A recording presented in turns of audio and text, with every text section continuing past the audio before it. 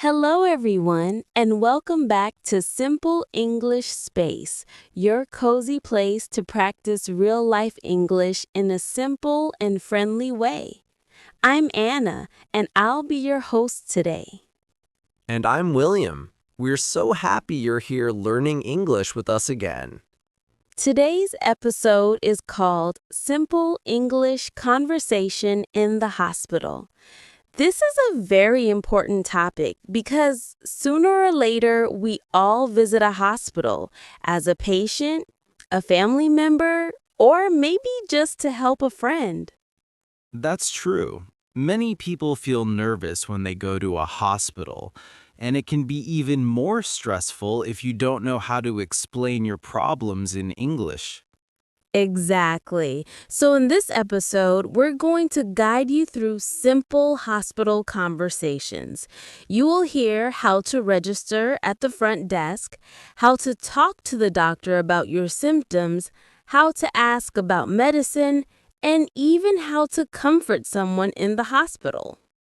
Each conversation will use easy vocabulary and natural expressions that you can use in real life. Our goal is simple. By the end of this podcast, you will feel more confident speaking English in a hospital situation. So get ready, relax, and listen carefully. You can repeat the sentences after us or take notes for practice later. All right, let's begin our first conversation. Let's go. Good morning. Welcome to City Care Hospital. How can I help you today? Good morning. I'm not feeling well, and I'd like to see a doctor. I'm sorry to hear that. Could you please tell me your name? Yes, my name is Daniel Carter. Thank you, Mr. Carter. Is this your first time visiting our hospital? Yes, it's my first time here. All right. I'll need you to fill out this registration form. Please write your full name, date of birth, address, and phone number. Sure. Do I also need to write my medical history? If you know any important information, such as allergies or past illnesses, please include it as well. Okay, I will. How long is the waiting time? Right now, the waiting time is about 20 minutes.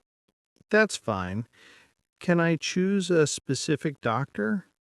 Yes. Do you have a doctor in mind? No, any available doctor is fine. All right. Once you finish the form, please bring it back to me. I'll give you a queue number. Thank you. Where can I sit while waiting? You can sit in the waiting area on your left. The chairs near the window are available. Thank you for your help. You're welcome. If you start to feel worse, please let us know immediately. I will, thank you. Here's the completed form. Thank you, Mr. Carter. Here is your queue number. You are number 15. All right, When we call your number, please go to room 3, where the doctor will see you. got it. Thank you very much.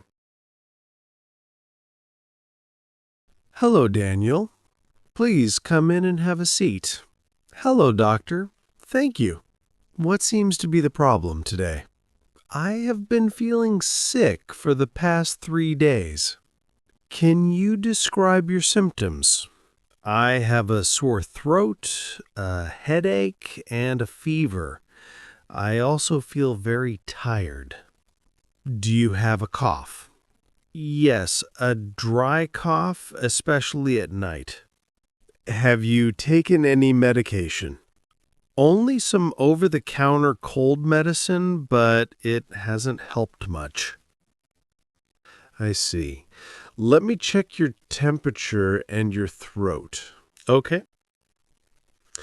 Your temperature is a bit high and your throat looks red. You may have a throat infection. Is it serious? No, It's not serious, but you need to rest and take the proper medication. Will I need antibiotics? Yes, I'll prescribe some antibiotics and pain relievers. How often should I take them? You should take the antibiotics twice a day after meals for 7 days. All right. Also, drink plenty of water and avoid cold drinks for now. Okay, doctor. If your fever doesn't go down in 3 days, come back and see me again. I will. Thank you for explaining everything clearly. You're welcome. Take care of yourself. Hello. How can I help you? Hi, I'm here to get my prescription filled. May I see your prescription, please? Sure, here it is. All right. Let me prepare your medicine. How long will it take? About 10 minutes. That's fine. Here are your medicines.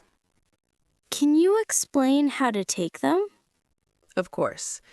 The antibiotic should be taken twice a day, after breakfast and after dinner. Okay. The pain reliever should be taken only when needed, up to 3 times a day. Are there any side effects? You may feel a bit sleepy, so avoid driving or operating heavy machines. Understood. Also, don't forget to complete the full course of the antibiotics, even if you feel better. I will. Thank you for the reminder.